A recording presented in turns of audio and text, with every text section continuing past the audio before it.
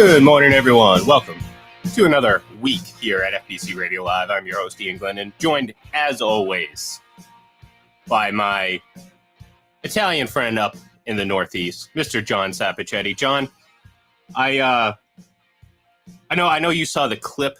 You know, there was a anniversary, a Goodfellas anniversary, recently, and it was the most upsetting mention of a shine box ever. And if I know you know what I'm talking about, because of course that was June 11th, 52 years ago, according to the movie. But I saw that pop on my timeline the other day, and of course I thought of you. I thought of my friend Mike Debater, all my paisans or honorary paisans, because of course I am not Italian.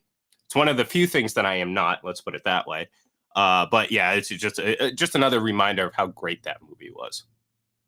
Oh, incredible. And again, we talked about it, 3 weeks ago after Ray Liotta passed away, and it's just timeless, right? I probably think of, if I knew 75 people, like guys our ages, well, I know we're spread apart in age, but you get the idea. Yeah. Like half of them would say that Goodfellas is their absolute favorite film. It's one of mine. It's not quite, The Godfather or Raging Bull or whatever. It's sensational because there's so many memorable scenes in it. It's just like, oh yeah, remember that scene in that movie, and remember that scene, and oh my God, how great was that? So yeah, it was kind of cool. I mean, that's an iconic scene, where Billy Batts is out of jail, he's buying drinks, and the drinks are on the house. It's just a sensational scene. I mean, Joe Pesci won the Oscar for that, and I'm still upset that Goodfellas didn't win Best Picture that year. Dances with Wolves won, which is more of an Academy Award type film than Goodfellas. But nonetheless, that film is still timeless. In my mind, it did win. Okay, that's how I view it. Okay. I mean, look, I'm right there with you. I love the movie. It's certainly not my favorite movie of all time. I think I've been very clear on what, if I had to pick one, what my favorite movie of all time would be. But that's certainly up there, and you're not gonna get too far down my list of personal favorites before you get to that. So anytime something like that happens to pop up, I like to enjoy that. Another little tidbit. E.T. 40 years ago. How about that? I mean, that's older than I am. I mean, I'm only 35, so that obviously came out. Actually, as I learned, it came out 2 days after my mom graduated high school. So that's how that's how long ago it was. Wow. Yeah. I was already out of high school. That's how old I am. Yeah. I was. There you go. I graduated high school in 1981. Yeah. So 1982, E.T. Again, we talked about Scorsese with Goodfellas. Well, there's Steven Spielberg with E.T. Who, I can make the case that Steven Spielberg directed more near great or great films than any other director. I mean, Scorsese and Stanley Kubrick are my all-time favorite directors, but Spielberg is right there, right behind them. I just go right through the whole list, from Jaws to Raiders to E.T. to, Schindler's List is his crowning achievement, Jurassic Park. It's just endless. Munich is a great film. It's one after another after another. Saving Private Ryan. Yeah. He won the Oscar for that, for Best Director. I mean, he's probably directed more like, memorable, near great or great films. Right. And Lincoln with Daniel Day-Lewis, who's the only actor that's won an Oscar in a Steven Spielberg movie, because Spielberg's more of a storyteller than, say, Scorsese, who is an artist and gets the best performances out of actors. I mean, Scorsese directed a slew of actors to Oscars. Think about Saving Private Ryan, though. That was almost an example of just too many good actors in one movie. Exactly. And it's like, who you gonna give it to? Right. Exactly. Yeah. Yeah. And same thing with Jaws. Like, I mean, Richard Dreyfuss, Robert Shaw, just was sensational. I mean, both of those guys and they're buddies too, which is kind of cool. In fact, it was interesting when Schindler's List was going to be made.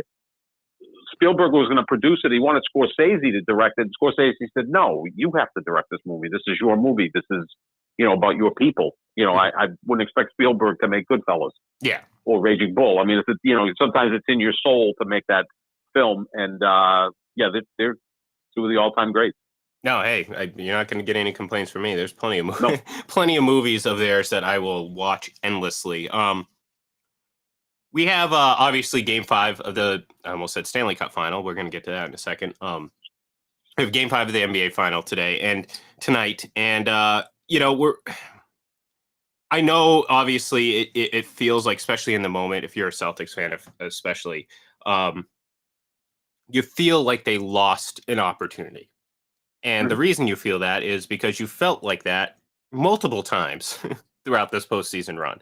And I say that to kind of, put a little positive spin on it all for any Celtics fan out there that is still a little uneasy. You know, I said it what, a couple last week at some point. This team, this entire postseason run, this entire playoff run has not made it easy for themselves. So why are they going to start now, John?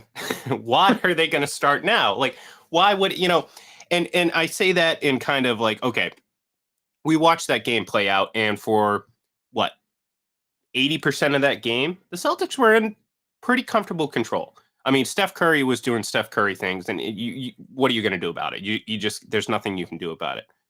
But they led a majority of that game, and they were playing their game for the majority of that game. And for whatever reason, those last couple minutes, and I texted this to you as it was going on, they just refused to make easy buckets, and Mhm. they made it 10 times more difficult on themselves, and it ended up biting them in the rear end because, well, they went on Warriors went on what, a 17-2 run or 17-3 run. It was that Marcus Smart Mhm. three where you're thinking like, oh my god, I can't believe he actually hit that, and you're like, there's no way they can lose that game. Well, they didn't score a single point after that. So yes, they can lose a game like that. So look, I obviously, you would much have rather them won that game. It was there for them to take. It was at home.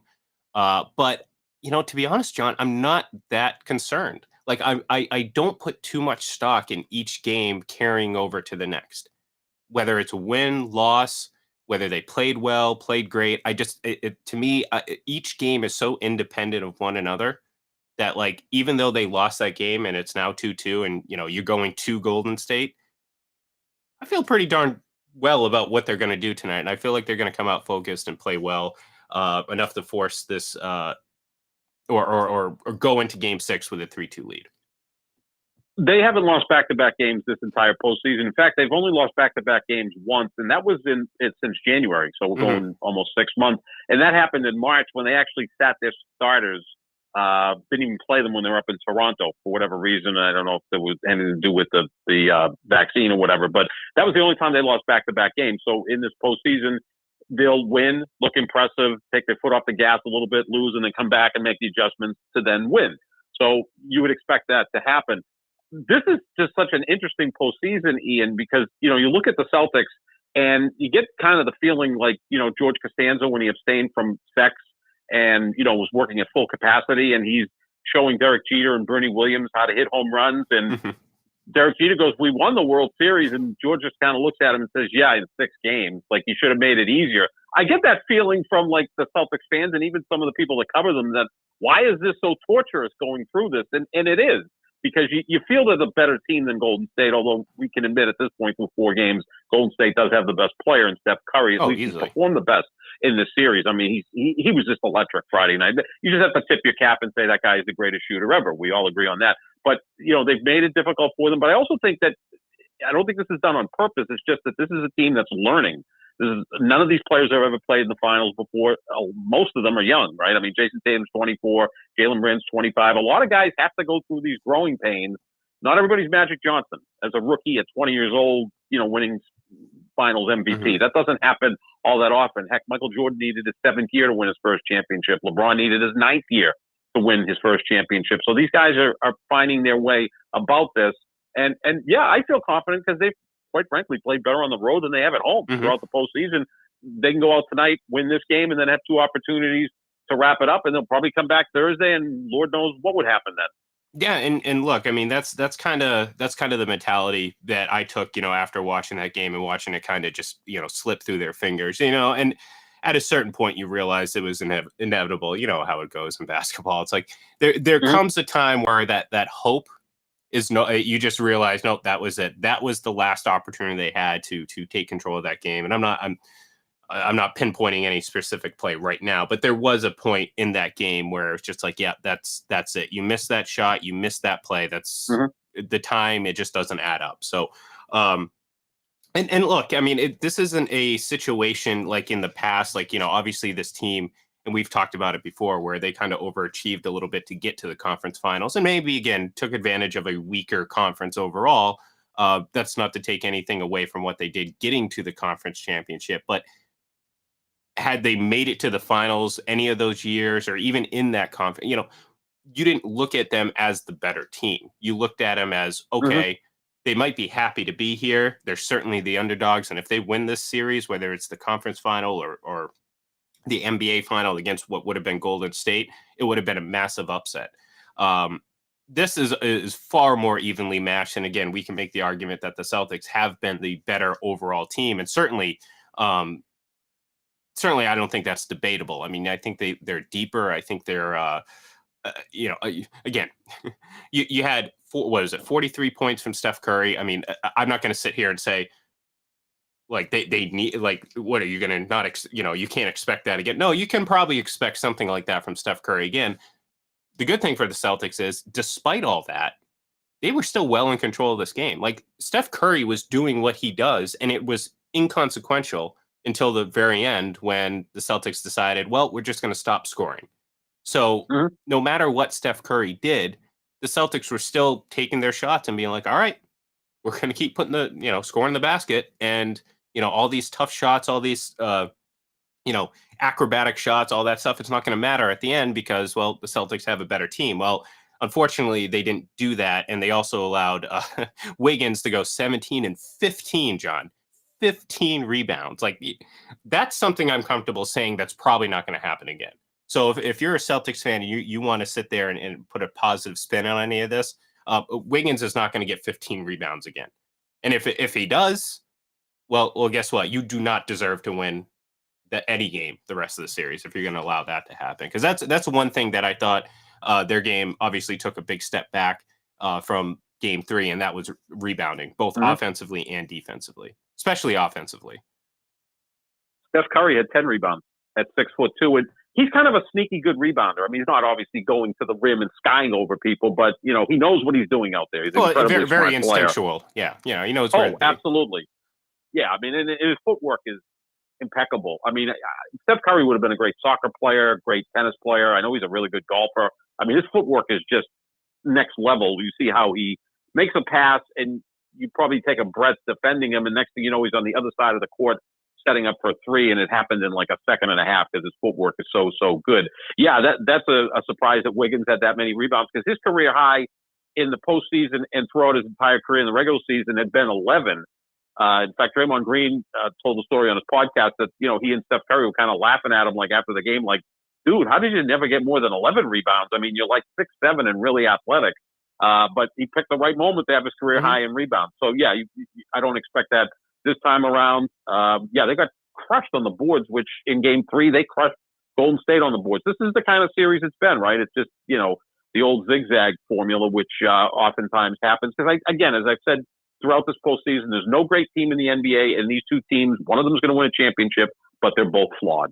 Oh, certainly, and we see that Golden State where it's like, again, this is a very it's Curry or bust, really. I mean, I know Klay Thompson has had some better moments these last couple of games, especially, but it's Curry or bust for the Celtics team. I mean, and even then, and like I said just a minute ago, like you can allow them, or allow him to do what he does, put up points, hit these ridiculous shots, get all these rebounds.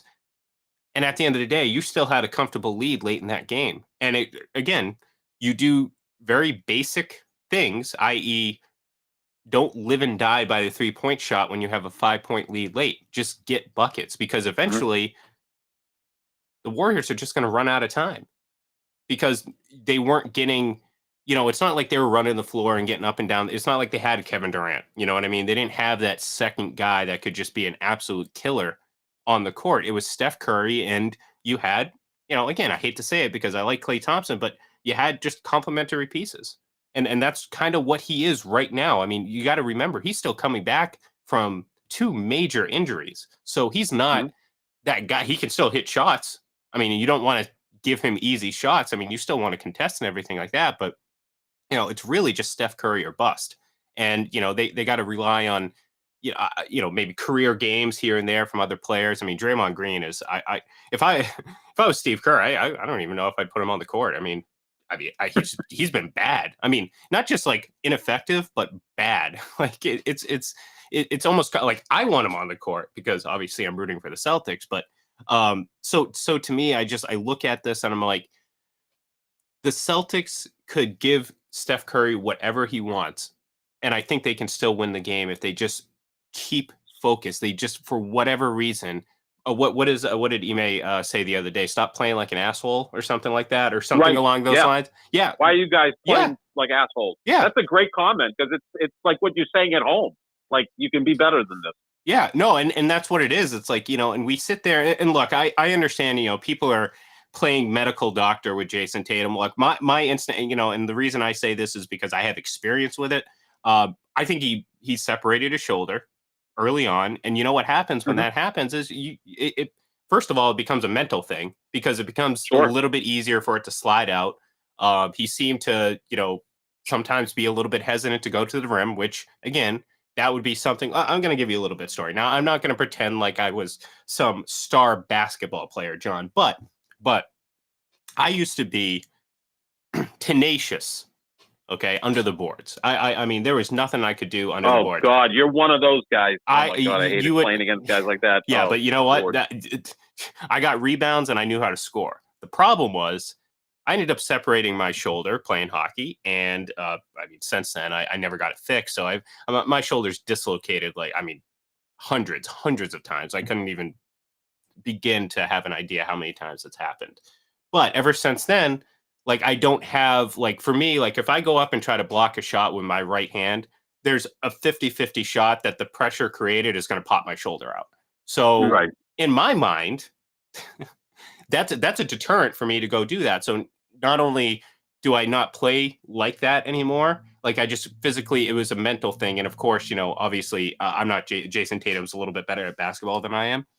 Even at my peak, just a little bit. Yeah. But it still applies because he's still trying to heal through that. So his shoulder's not going to strengthen up until he's able to do any sort of off-season rehab or anything like that, or surgery or whatever. So he's playing with that at times timidness, and you can see that, like, and he's talked about it about, okay, there's a certain mentality that, when he's decisive, goes to the rim and actually looks to score and not looks for the foul, he's such a better player.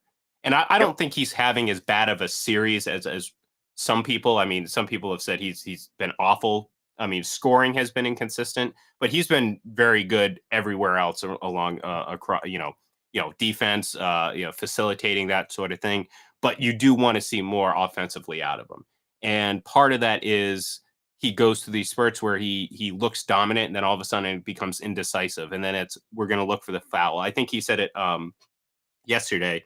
He wants to do less of going up on one leg, and be a little bit more strong to the basket. So to me, I think Jason, I think he's going to be able to do that. I think based on just listening to him speak, it doesn't seem like the outside noise is necessarily getting to him as much as you would think, considering how young he is. So I look to see him respond very well, because lest people forget, and I know I've seen these comments out there, like, when is he going to step up? He scored 46 points in an elimination game against the Bucks. Settle down, people. All right. The kid's 24 years old. He's had a good series, not great in terms of scoring, inconsistent. I would say that. I mean, again, what you want to see him step up. Yes. But I think the criticism has gone a little bit overboard. I want to see him more efficient than he's been, right? He was 9 for 23 from the floor on Friday. That's not good. You score 23 points on 23 shots. That's never good. The other thing, too, is he's shooting in this series 27% from 2-point territory. That's abysmal, especially a 6'9" guy with his handle and his skill set. Shooting pretty well from three, though. He's shooting 45% from three. So he's the one guy you're comfortable with taking those threes. You can notice whatever the issue is with the shoulder, when he goes to the rim, he's not finishing strong. How many missed layups has he had in this series? And I think part of that is maybe he's trying to play to contact or play away from contact or whatever, and it's just not resulting in him making those shots that he normally makes. So that's going to be important. And if he can get one or two, easy buckets early in the game on layups or, whatever, then I think will get his confidence up. Look, Larry Bird's first finals appearance in 1981, the Celtics won in 6 games over a team from Houston that was 40-42. I mean, they had a losing record and they made it to the finals. And in games 3 and 4 in Houston, Larry Bird scored 8 points in each game. He was 3 of 11 from the floor in each game. However, in those 2 games, he had 27 rebounds and 15 assists total. So he was able to step up. And I think Tatum's learning that. Like, okay, maybe it's not my night to score. I'm going to keep going at it, but I'm going to go get double-digit rebounds, which he's done in this series in 1 game. And he had double-digit assists in the first game. So, he's learning that you can do more than just score, but they do need him to be more efficient because then that will just open up the entire offense. Yeah, I wish Marcus Smart would learn that sometimes.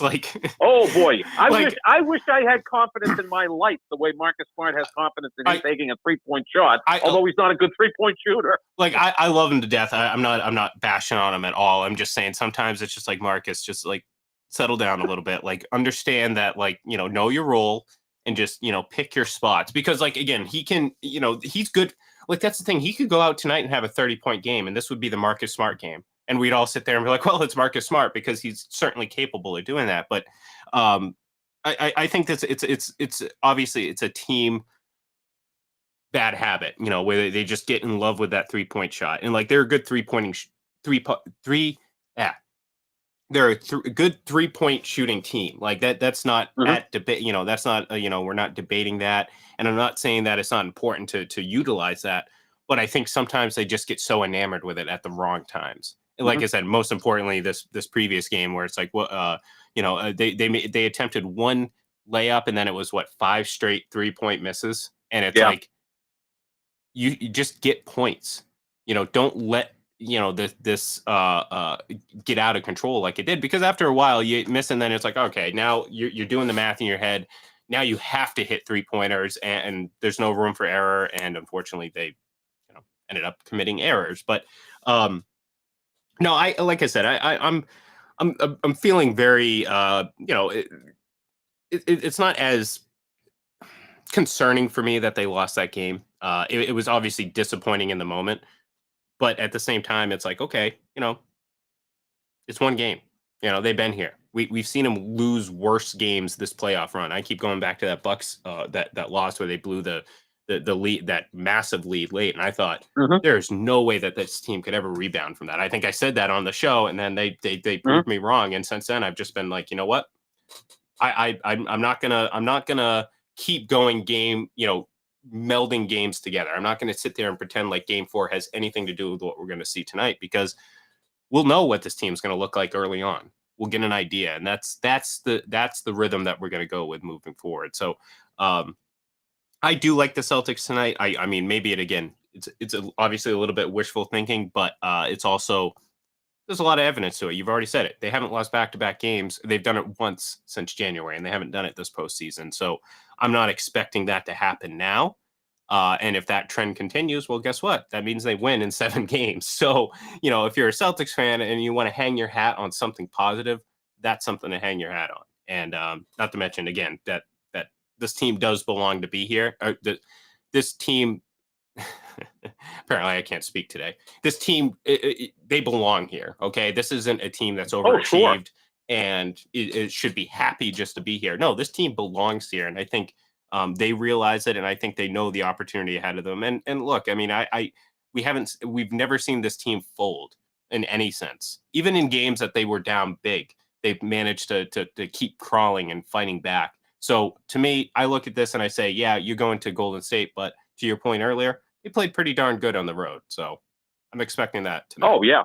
Yeah, they've played fine on the road. And again, I think with this series that we're looking at, I mean, again, with the long stretches of no games, you play Friday, then you play Monday, then you're going to play Thursday and all of that stuff, that, it kind of stretches it out to the point now, okay, now we're back in San Francisco. Let's see what's going on here. So that's gonna happen. I have confidence tonight. Again, if Curry continues to shoot like this, then it makes it that much more difficult because he's special.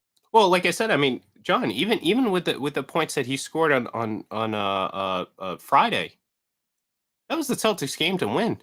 So that's what I'm saying. Like you could have, the greatest Steph Curry game ever, which Arguably, this was his greatest postseason game, finals game at least.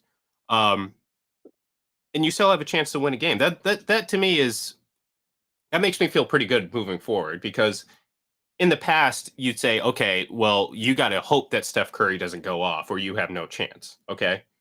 Well, Steph Curry could go off, and you're still going to be right in this if you're playing your game, and that's what I think is something you can really hang your hat on if you're a Celtics fan. So we'll find out tonight. We'll know tonight. You know, we'll the next game after this, there'll be a chance for a team to close it out, and if you're a Celtics fan, obviously you hope it's their chance at home in Game 6. So. Speaking of closing out and championship series, I'm going to shift to hockey just a little bit to end the show, because the Tampa Bay Lightning, John, are back in the Stanley Cup final. And unlike the Buccaneers in the NFL, I cannot, there's a reason that I can root and hope for the Buccaneers to win because of Tom Brady. Hockey-wise, I hate the Lightning. I hate them with a passion, because you know what? They're a rival to the team I root for. Full transparency. I'm not going to hide behind it. I'm not going to pretend like I'm objective in that sense, but it's hard not to be impressed with what you see. I mean, this is the first time in my lifetime that a team has gone to 3 straight Stanley Cup finals since, again, in my lifetime. The last time this happened was the Oilers in the early 80s. So that was, again, a few years before I came into existence. So to me, it's hard not to be impressed with what you've seen. I keep thinking like, oh, this is Colorado's year. This is the time. But how do you bet against the Lightning? I mean, how do you? It's like New England, with Brady. How do you bet against them? I mean, they may not come into the game as the best. They may be coming into the game on the road against the 15-1 Pittsburgh Steelers, but guess what? You're not going to bet against Tom Brady and the New England Patriots. Same thing. You're not betting against Andrei Vasilevsky, Nikita Kucherov, and Steven Stamkos in the Lightning, because no matter what's on the other side, you're talking about the 2-time defending Stanley Cup champion and a team that is remarkably resilient. I mean, it's so impressive. And again, it's part of its envy, John. I wish the Bruins were like this. I wish they were this successful. And if I could go back and take back every single joke I made about them getting swept by the Columbus Blue Jackets 3 years ago, I would, because maybe that would not give them 3 straight championships or 3 straight championship appearances, but no, they're as impressive as you can get in the modern NHL. We've seen Pittsburgh go to back-to-back cups before. We've seen Chicago have a nice run. LA won a pair of cups, but it wasn't like this. They're on to 11 straight winning series so far. Andrei Vasilevsky has been dominant in net anytime they have a chance to close out a series. And when they do, it's just pure domination on their end. And to me, it's just like, as much as I like Colorado and I'm certainly going to be rooting for them to win, I don't know if I'd be betting on them to win, because again, how do you bet against the Lightning? I saw the line in this series, and Colorado is a great team, right? They've kind of just blitzed through the playoffs. They're minus 180, so you got to put 180 to make 100 on Colorado to win the series. You bet 100 to make 150 on Tampa, and I get Colorado has home ice advantage, and they look so impressive. But these are the 2-time defending champion Tampa Bay Lightning, who are very comfortable playing on the road. It's not as if they're going to go on the road and get intimidated. And you know this way more than I do. You played the position. Doesn't Tampa Bay have a sizable edge in net Absolutely. over Colorado? They have a sizable edge against anyone. Right, he's that good. Right. So, I mean, that would lead me to believe that, that Tampa Bay is going to find a way to win this thing. Yeah, look, I mean, I will say this, John. This is by far, I mean, if there's one, if you want to nitpick at what Tampa has done, and there is opportunity to do so. I'm not saying this is, the greatest run in NHL history. No, not at all. Because, if you want to, and look, I will go to my grave believing this, that the pause in 2020, no team was helped more than the Tampa Bay Lightning, and no team was hurt more than the Boston Bruins. At the time, the Bruins were playing by far the best hockey in the league, and the pause hurt them. Tampa, on the other hand, I thought at the time they were a really good team, no doubt, but going to Andrei Vasilevsky, he was being absolutely overworked. He was on pace to play, I think, 70 or close to 70 games that season, which is kind of unheard of in the modern NHL. And I thought that was kind of their issue many seasons, was that, like, yeah, you have a great regular season and you work your goalie to death, but during the postseason, you're playing 25, 28 more games, and it's every night, the intensity level. I mean, that wears Mhm. on a goaltender, especially one that had played the majority of the season. So, that pause obviously gave them an ability to rest, go in and win in the bubble. Again, you can criticize bubble championships all you want. I mean, look, if the Bruins had won, I'm not going to sit there and say, oh, it's an asterisk, whatever. It is what it is. Mhm. But you go against Dallas and, a fine team, nice players. Last year, Montreal, again, a nice team at the time. I mean, the number one overall pick, John, this year. So you can see that, again, the talent discrepancy was very much in favor of Tampa. And I think they, again, this does not downplay what they did to get to the final. I mean, again, you don't just arrive at the finals. You have to win 3 7-game series to do so. However, their opponent, kind of like the Celtics, back in what you said, 81 or whatever. It was the 40 and 42 Houston Rockets. That's kind of like what you got with Montreal and whatever. Mhm. This year, that's not the case.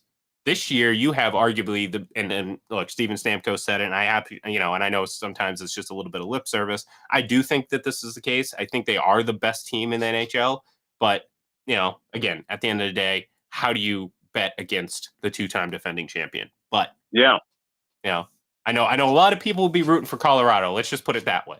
Maybe outside of Tampa and maybe Detroit. I don't know if Detroit's come around yet to be able to root for Colorado in any capacity, but probably not. No, probably not. Probably not. But it's safe to say that many other fan bases will be rooting, maybe not for Colorado, but rooting for Tampa to lose. And I think this is certainly going to be by far the toughest matchup. So if they can pull this off against this Colorado team, I think clearly it's going to be their most impressive run to the cup in terms of difficulty and just drama and everything like that. I mean, because don't forget, they were down 2-0 in game 3 to the Rangers, down 2-0 in the series, and they didn't lose.